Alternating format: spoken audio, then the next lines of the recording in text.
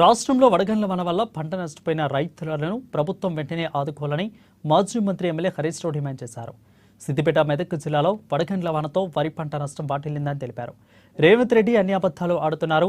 ఎండల వల్ల పంటలు ఎండటం లేదని, కాంగ్రెస్ అసమర్థ పాలన వల్ల నీళ్లు లేక పంటలు ఎండిపోతున్నాయని విమర్శించారు. కాంగ్రెస్ ప్రభుత్వం రైతులను దగా చేస్తుందని, 2 లక్షల రుణమాఫీ చేశామని కాంగ్రెస్ ప్రభుత్వం మోసం చేస్తుందని అన్నారు. నారాయణపేట మండలం లక్ష్మీదేవిపల్లి గ్రామంలో నిన్నటి రాత్రి కురిసిన అకాల వడగండ్ల వానకు పంట నష్టంను మాజీ మంత్రి ఎమ్మెల్యే హరీష్ రావు పరిశీలించారు. వానాకాలం యాసంగి రైతు బంధు 15,000 రూపాయలు వెంటనే ఇవ్వాలని డిమాండ్ చేశారు. నిన్న సాయంత్రం పూట ముఖ్యంగా సిద్దిపేట జిల్లాలో అకాల వర్షాలతో ముఖ్యంగా వడగళ్ల వాన పడి చాలా గ్రామాల్లో కూడా పంట నష్టం జరిగింది.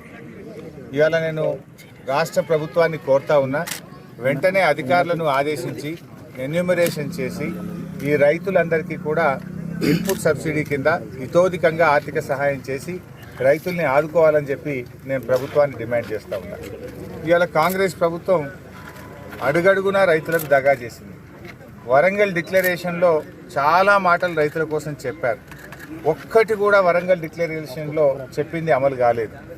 రైతులందరికీ 2 లక్షల రూపాయలు రుణమాఫీ చేస్తాము. 2 లక్షల మీదున్నోళ్ళు కూడా రేవంత్ రెడ్డి గారు ఏమన్నారంటే, మీరు పోయి ఆ 2 లక్షల మీద ఉన్న డబ్బు కట్టండి, ఒక్క క్షణంలో మీ రుణం మాఫీ చేస్తా అని చెప్పాడు 2 లక్షల మీద ఉన్నోళ్ళకు. కానీ నేను అసెంబ్లీలో అడిగితే 2 లక్షల పైన ఉన్నోళ్ళ గురించి మాట్లాడతలేరు. 2 లక్షల లోపల ఉన్నోళ్ళు కూడా పెండింగ్లో ఉన్నారు. ఏ ఊర్లో పోయినా కూడా సగం మందికి కూడా ఇప్పటికీ రుణమాఫీ కాలేదు. సగానికి పైగా రుణమాఫీ కాకుండా రైతులు మిగిలిపోయింది. ఇక అప్పుడు కేసీఆర్ గారు దేశంలో మొదటిసారి ఎకరానికి ఇంత 10,000 రైతు బంధు ఇచ్చిండు.